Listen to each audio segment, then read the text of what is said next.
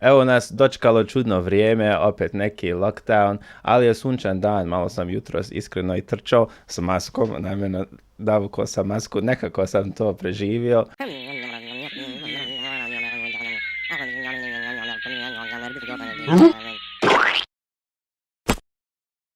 Sa nama opet na pitanje prirode i zelenilo oko nas koje sve više svaki dan nama se pridružila Amila.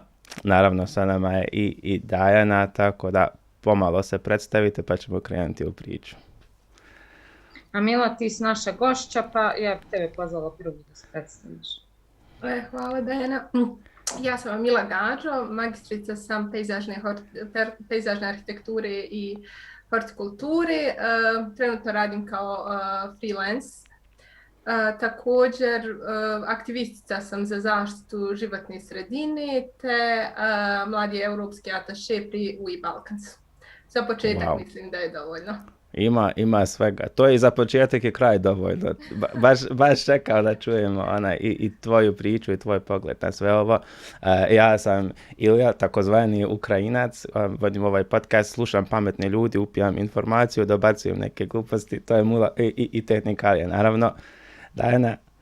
Ja sam Dajana, bavim se zaštitom okoliša, vodim jedan zanimljiv projekat koji se zove Misli o prirodi i imam priliku da upoznam dnevno barem 10 ljudi koji se bave zaštitom okoliša i svaki dan upoznam neku novu osobu. A Milu nisam imala priliku uživo upoznati, ali ja sam putem društvenih mreža, pa mi je pomalo... Ja ću te ispraviti, Dajana, mi smo se upoznali prije jedno 5-6 godina, samo si ti mene zaboravila. Drava, znači. Pokušali osnovati jednu nevladnu organizaciju koja se bavi zaštitom okoliša, bili smo na sastanku, ja sam tebe zapamtila, wow. Tako da moram te ispraviti. Ajmo biti iskreni sa tom ljubčastom kosom, ne znam jesi imala ili si imala, ali teško zaboraviti osobu. Ne znam, jesam li sad imala ljubčastu kosu, ali moram priznati da ne mogu sve ljudi da zapamtim, ali Milu sam na društvenim mrežama zapamtila zato što je jedna od rijetkih osoba koja se odlučila profesionalno baviti zaštitom okoliša. Znaš, Ilija, mi smo nekako hobisti. Pa ja, mi malo hodamo planine, to uživam, to pokušavamo našim nekim akcijama da nešto radimo, ali ovo je baš ozbiljna osoba za to. Jeste, a fascinirana sam da je tako mlada, profesionalno pristupila, to je, izvinjavam se što nisam zapamtila, a sad znam sve. Mila voljela da naši gledalci saznaju barem dio toga što sam ja uspjela da saznam, a to mene interesuje kako si ja Mila odlučila da se profesionalno time baviš. Znaš da su sad nekako popularni fakulteti, pravo, ekonomija, više se govori o IT-u, a ti si baš odlučila da studiraš pejzažnu arhitekturu. Pa doduše ja kada sam upisivala, odlučivala se za studij, to je bilo i tad su bili 90% moje generacije ili otišlo na političke nauke, tako pravo, ekonomiju i slično. Međutim, ja sam eto tako nekako bila, inače sam malo svestrana osoba, sve me živo zanima i tu sam u toj nekoj pejzažnoj arhitekturi našla sebe, gdje imam svašta ponešto, onako mogu da biram. Od zaštite prirode, projektovanja, također i pošto jako volim kulturno-historijsko nasljeđe, tako da se mogu i tu baviti sličnim stvarima. To je po meni baš neki fini hibrid svega, jer ja sam isto nekako umjetnik, studirao sam grafički dizajn i ima tu malo i crtanje i projektiranje i svega toga, tako da to je nekakav idealni spoj tog dizajna i isto tako prirode i kako možeš kroz svoju karijeru i profesiju da utječeš na prirodu. Da, i nekako mi je to uvijek nekako, za razliku od svih ostalih, ja imam dodira sa nečim živim, onako sa nečim što ima dušu i to je nekako što mene lično čini onako, daj mi neku određenu dozu zadovoljstva, zadovoljava tu neku moju potrebu koju vjerovatno svi mi kao ljudi imamo, osim tu neku društvenu potrebu za komuniciranjem sa drugim ljudima, isto tako da imamo sa kontaktom sa nekim drugim živim bićem što nije čovjek. Da. Ja sam Mila čula da neki ljudi kad uzgajaju biljke ili kad žele nešto da promijeni u svom okruženju, biljkama puštaju muziku ili tako komuniciraju s njima. Ima li nešto od toga da je tačno? Pa ima definitivno, mislim, biljke i komuniciraju među sobom, komuniciraju sa nama ljudima, međutim samo mi to ne možemo razumjeti.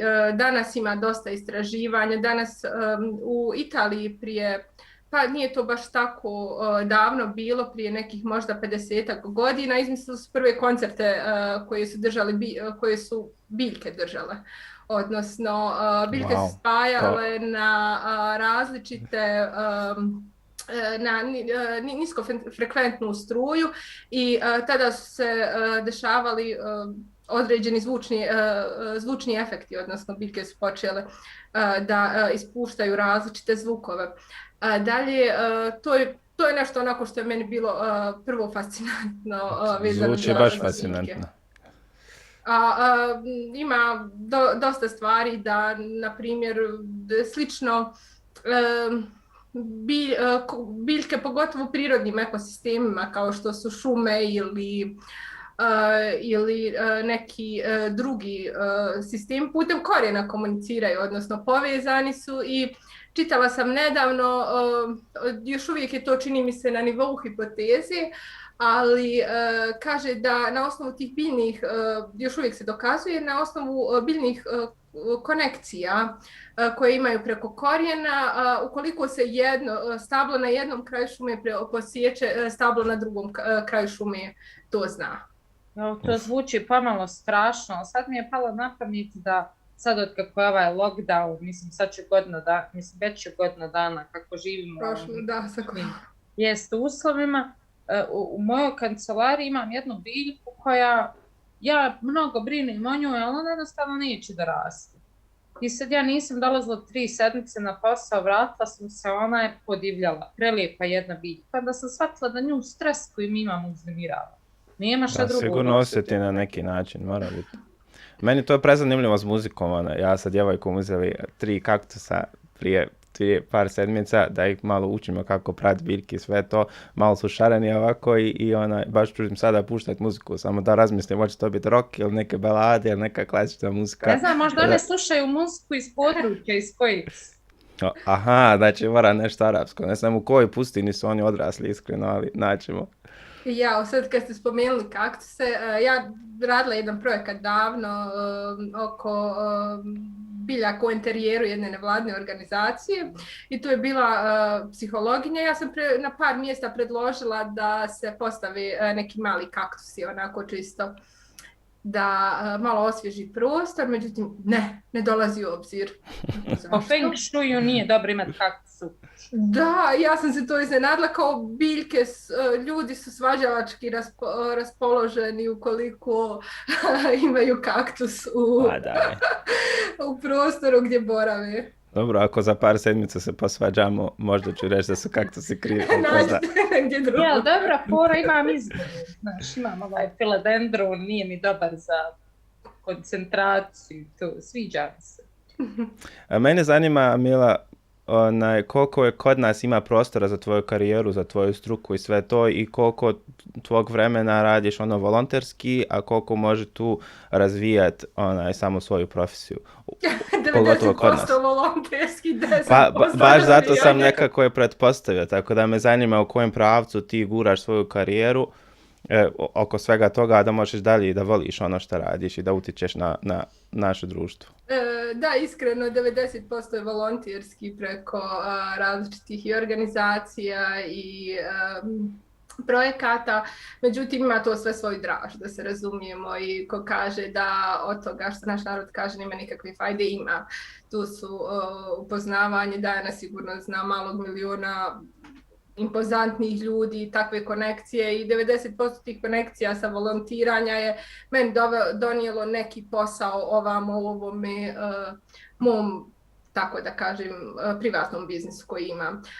Radim kao freelancer, pejzažna arhitektica, imam nekoliko svojih klijenata sa kojima surađujem već par godina, tako da što se mene lično tiče, u nekom idućem periodu ovaj freelancing razmišljam zamijeniti nekom kompanijom koja će se osnovati nešto svoje, što će se onako nekako rasti u skladu sa kako se bude i naša svijest u Bosni i Hercegovini razvijala vezano za ovaj poziv. Da budem iskrena, nema puno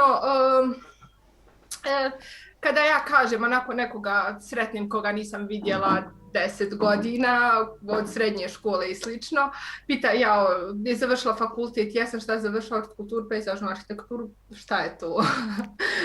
Većinom je to, hajde malo objasni šta ti radiš, čime se baviš i slično. Dalje, općenito, nema nekog, da kažem, da li je interesovanja ili je do nekog našeg mentaliteta ovdje što se tiče ovog mog zvanja, većinom, ja kažem onako generalno govorim, većinom je to, kad se sjetim jednog projekta, nešto sam ja trebala da sadim, sad se pojavio tu otac toga investitora, kaže ne može to tako. Zašto? Ja sam to 50 godina sam ja sadio, to ne ide tako i šta ja tu da kažem. Meni se jako sviđa tvoja priča, zašto ja također proveo 10 godina volontirajući i tako sam izgradio network ljudi i počeo se baviti svojim zanatom, odnosno snimanjem, slikanjem, koje u narednih par mjeseci nadam se da će pretvoriti u jedan fini obrt, jer pravo volim to što radim, tako da mi se drago da ti ideš u tom pravcu, da se baviš onim što voliš, da možeš od toga isto tako živjeti, a sigurno ima dosta nekih projekta, jer sad je to pravo jaka tema o kojoj svi pričaju, sigurno će biti i projekti iz Europe koje podržavaju tu neku priču oko toga. Isto sam negdje pročitao da si se kandidovala za vijeće kantona Sarajeva. To je bilo... Ili općina. Ja samo prenosim što sam čitao. Da, hoćemo malo o tome ili mislila sam još nešto dodati o ovom dijelu ovamo vezano za zelene površine, pa ćemo se vratiti ili? Vraćamo sigurno, to nam je primarna tema, nego kad već pričamo o tvojoj karijeri, samo u par rečenica.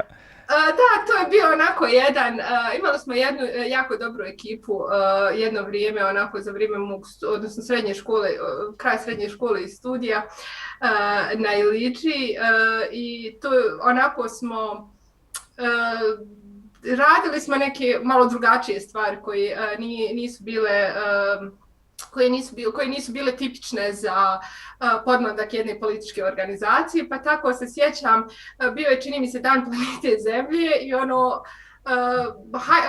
više smo bili onako NVO orijentisani, za taj Dan planete Zemlje nikad neću zaboraviti kada smo po Iliđi obilježavali stabla, govorili o kojem se stablu radi, koliko ono vrijedi svakodnevno jednom čovjeku, tako da i ta kandidatura i sve je bilo onako produktivne tog nekog mladalačkog aktivizma i slično i danas imam dosta dobre konekcije sa određenim brojem ljudi i u Skupštini kantona Sarajevo i općinskom vijeću Iliđa gdje svako malo delegiram određeni problem. Pa tako sam nedavno novom načelniku opštine Iliđa preko vijeća roditelja druge osnovne škole jednu inicijativu delegirala koja se zove izgradnja zelene učionice u okviru druge osnovne škole, to je osnovna škola koju sam ja završila, obzirom da ima veliku zelenu površinu. Danas mislim da bi to bilo jako dobro što se tiče izvođenja nastave, pogotovo za mlađe razrede, ukoliko nije moguće u učionici na otvorenom, a dalje to bi nešto bilo što bi moglo čak jako dobro poboljšati kvalitet obrazovanja iz predmeta, iz prirodne grupe biologije, fizike, matematike i slično. To je prezanimljivo. Kad već pričaš o zelenim površinama, vidio sam neku sliku jedne terase negdje na krovu jedne zgrade gdje je sve okruženo biljkama vezano za jedno od tvojih projekta i to je meni baš bilo impresantno. Odmah sam zamislio kako sam ovdje svako jutro pijem kafu ili čak da ima neke kafiće ovake koji ima na krovu neku ogromnu baštu i bukvalno sjediš u džunglama. Ja vidim neki tvoj studio na krovu u biljkama. Pa vjerovatno u nekom doglednom periodu, nikad ne znam šta će se desiti. Tako da uživam stvarno u tome. Imam kod mene prijatelji kažu za naše uvjete neke fiks ideje, ali ja mislim da će doći vrijeme za njihovo ostvarenje. Šta je najčudniji zahtjev koji je klijent postavio pred tebi? Znaš, evo sad Ilija spomenuo biljke na krovu, jel ima nekih ideja koje se čine pomalo nerealni ili neopravdani? Pa ima, pa vrlo lako. Znači, ako znate čime baratate, zašto je nešto dobro, zašto nešto ako znate objasniti ja nemam tih problema. Pa ne znam, bile su neke od najčudnijih, čini mi se ovako hurme, masline, negdje ovdje skoro u predplaninskoj klimi u okolini Sarajeva, to su mi onako neke od... Je li to uopšte moguće u našoj klimi da se uzgoji neka takva biljka, pogotovo da prinosi plodove? Moguće samo na ovaj način, znači kontejnirani uzgoj, odnosno u saksijama, u toku ljeta je vani, čim zahladni unesete u kuću i to je to. Predobro, znači možemo imati malo drvice sa narančama kod nas kod kuće. Pa da, to je moguće, kao i limun i slično, znači isključivo kontejnirana sadnja u saksijama, čim dođe naša zima, -5, to ugiba. To moram probati nekad, to zvuči kao zanimljiv izazov. Limune naranče, to su godine uzgajanja da bi dobili plod, ako se ne varamo. Znači ne možemo sad saditi i sljedeće godine imati prve plodove.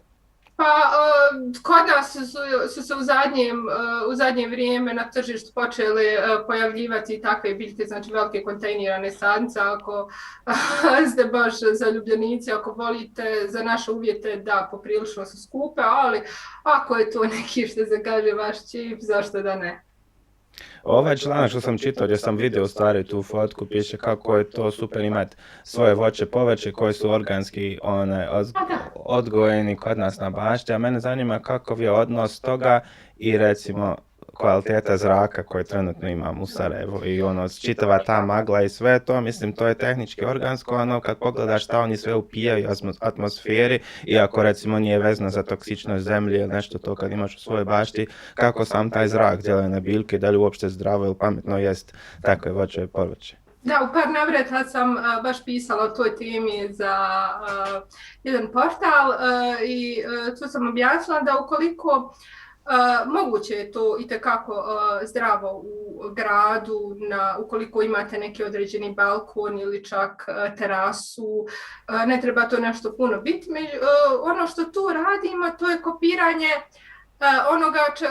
ono što već postoji u poljoprivredi, odnosno da nekako stavimo, to prilagođavamo našem prostoru, pa tako tople lijehe koje se koriste za uzgajanje već decenijama, različitih biljnih kultura, tu pravimo kao mini toplu lijehu i mini plastenik na balkonu. I tako u tom kontekstu, znači biljka je zaštićena od štetnih utjecaja zraka, zatim kiselih kiša koji onako kod nas to se vrlo rijetko spominje, ali kod nas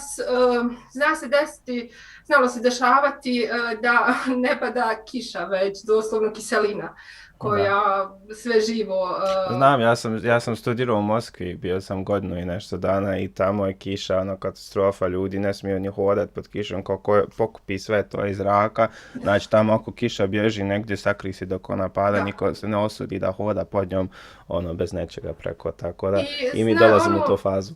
Na što sam dosta upozoravala, kada u ovom periodu kada je bila korona, onoga prvog lockdowna prošle godine, svi su se onako požurili da ukoliko imaju u bašti neki mali komad zemlje, svi su požurili nešto da posade, da je što je onako dobro to... Ima jako dobar utjecaj kako na mentalno, tako i na fizičko zdravlje ljudi. Međutim, ukoliko postoji mogućnost da je ta zemlja nekad bila u kontaktu sa benzinom, uljem i nečim sličnim, tu ni pod koju cijenu ne treba ništa saditi, jestivo. Iz razloga što su to zemljište jako kontaminirano teškim metalima koji imaju pogubno dejstvo na ljudski organizam, a biljka nema nikakav mehanizam filtracije, odnosno da odabere, ok, ovo je dobar mineral, njega ću ugraditi, ovo je loš, njega neću ugraditi u svoje tkivo, tako da to je nešto na što sam baš upozoravala prilikom ove pomame za sadnju prošle godine. Ja. Neki stari ljudi dosta govore da zemlja inače oko Sarajeva je to je odavno ne valja ničemu i ako ću ikad kupovati u životu neko zemljište, to treba tamo da bude prema Romaniji, Nišći, eventualno i te neke dijelove koje su dalje odavde. Ne znam koje je tvoje mišljenje o tome. Da provjeriš, zovniš Agropedološki zavod, uraditi jednu malu analizu i reći ti sve da li valja, da li ne valja, šta se treba uzgajati, šta ne treba, tako da to vrlo lako na osnovu toga možeš da... nauka ima odgovor za sve. Ti si na početku, Amila, razgovora spomenula da imaš još neke svoje aktivističke angažmane u određenim evropskim zajednicama. Znamo i kad je gospodin Borel dolazio u Bosnu i Hercegovinu da se susreo sa zaista malim brojem ljudi. Ja vjerujem da smo nas prije jedne od rijetkih sretnica koji su imali priliku da razgovaraju sa gospodinom Borelom, ne na istom događaju. Ja sam nekako govorila u ime mladi o važnosti integracije pitanja mladi u sva politička pitanja. Ti si imala nešto ljepšu temu nego ja. Pa o čemu ste razgovarali i kako ti vidiš tu svrhu učešća u tako bitnim političkim pitanjima za koje mnogi misle da, kako mi kažemo, ne piju vode, a zapravo su stvarno bitni i nekad vidimo rezultate tog rada. Da li si ti vidjela neke od tih rezultate? Ja vam moram prvo samo ispričati kako sam ja dobila poziv za taj sastanak. Znači, to je bio decembar mjesec, ja sam završavala svoj posljednji projekat za 2020. godinu. Ja sam onako bila u fazonu, pripremam sve za implementaciju sutra, dovlačim sadnice, broj sadnica, istovaram đubrivo, humusnu zemlju i dobivam poziv od nekoga iz EU Infocentra, kaže... Dobar dan, u Sarajevu je visoki predstavnik za... Rekao, dobro, znam da je Borel tu, sad u fazonu da požurimam posla. Kaže, pa, htio bi se sastati sa vama. Mini heart attack, onako. Ok, koja je tema? Ja ćemo vam malo kasnije. Sad šta se dešava? Ja sutra trebam da sastanem sa visokim predstavnikom Europske unije za vanjsku i sigurnosnu politiku, da razgovaramo o nečemu, ja pojma nemam šta trebam. Ali u redu je, nećete biti sam, bit će ambasador svi. Ok, bit će više, pa nije možda problem, se samo ćeš biti s predsjednikom, s ambasadorom, sve. Možda me niko neće ništa pitat, možda se mogu izvući. Kroz 10 minuta, onako ja sam već smirila, ok, saznaću temu, spremit ću se i slično. Dobivam drugi poziv, kaže, ipak neće biti svi ambasadori, idete ti, Julisa. Ali nećete mi koja je tema. Pa eto, nešto će biti oko aktivizma mladih, kako aktivizam mladi utiče na razvoj BiH društva. Rekao, ok, sad mi je već lakše. Tako da, što se tiče samog sastanka, bilo je onako za mene, ja to definitivno ne gledam kao neku praznu priču koja ne pije vode. Ja to vidim kao, ja sam imala strašnu tremu iz razloga što sam, nas je 10 mladih evropskih ambasadora i atašeja iz Bosne i Hercegovine pri Balkansu. Ja sam to imala neki osjećaj pritiska grupe da predstavljam njih, jer u toj grupi su stvarno izuzetni mladi ljudi i nekako sam gledala, razmišljala sam šta bi svako od njih imao da kaže u tom momentu. Tako da sam ja pokušala da ispričam na tom sastanku naše priče, odnosno kako većina nas su i aktivisti u različitim nevladnim organizacijama i slično. Tako da sam gledala kako da tu priču mladih europskih ambasadora prenesem i da razgovaramo na način da smo svi mi, da je nevladin sektor u Bosni i Hercegovini jako utjecao na razvoj naših kako ličnosti, tako i profesionalnih afiniteta svih ambasadora i atašeja. Tako da podrška koju definitivno Europska unija u Bosni i Hercegovini kroz različite projekte daje, znam da je sigurno utjecala kako na profesionalnu, tako i lični razvoj velikog broja mladih ljudi u Bosni i Hercegovini. Da smo onako, da nismo svi da smo se dosta odmakli od onog nekog narativa koji je bio prije nekih 10 godina, znaš, sine, završi fakultet, bit će posla.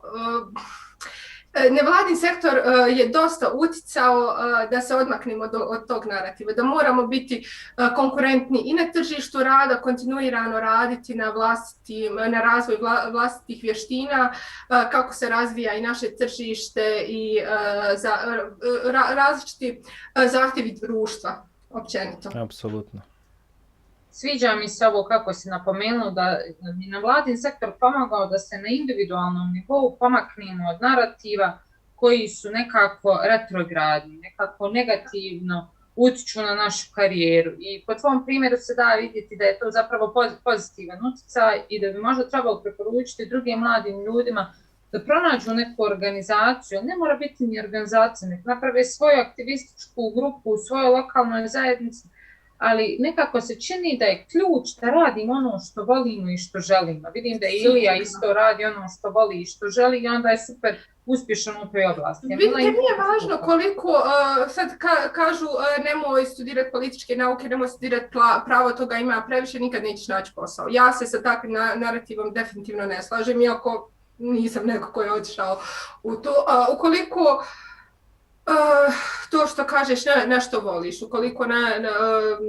ukoliko želiš da budeš izvrstan u nekoj oblasti, ja mislim da se to treba i studirati i baviti se time. Ukoliko si najbolji u nečemu, to će tržište, to će neko prepoznati. Definitivno živimo u vremenu nakaradnog sistema vrijednosti, da sad ja da ne pričam neke bajke koje onako da sam zaluđena nečim, nisam. Vrlo sam svjesna i stepena korupcije u kojim živimo i nepravde i svega, ali i bilo i kod mene jako veliki broj razočarenja, kao vjerovatno i kod velikog broja mladih ljudi u Bosni i Hercegovini, ali onako njegovat neki vlastiti sistem vrijednosti koji se zasniva na izvrsnosti u nekom polju, nije važno da li je to sport, muzika, IT, društveni angažman i slično. I to je po mom mišljenju neki recept za uspjeh. Htjela sam još jednu stvar, vezano za nevladine organizacije, da kažem, utjecaj. Kada ja promovišem volontiranje, nevladin sektor i većinom kod ovih nekih mlađih generacija, šta ću ja raditi tu džaba? Uglavnom je to neki odgovor koji ja dobijem.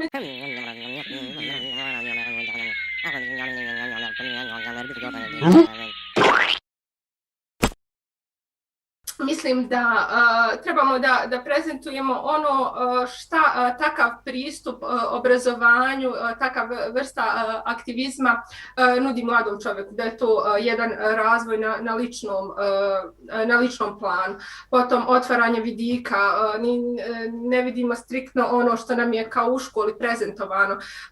Dalje, to je sticanje velikog broja konekcija, što kaže jedna moja prijateljica, na svakom događaju upoznam 10 novih ljudi, ja nikad ne znam zašto mi, što ona kaže, neko može valjati, to jest s kime može povezati, gdje mogu da dobijem neku preporuku za obrazovanje, za edukaciju, za neki posao na kraju krajeva. Tako da način na koji se, mislim da se dovoljno ne prezentuju benefiti koji svaka mlada osoba može da ima od nevladnog sektora i volontiranja.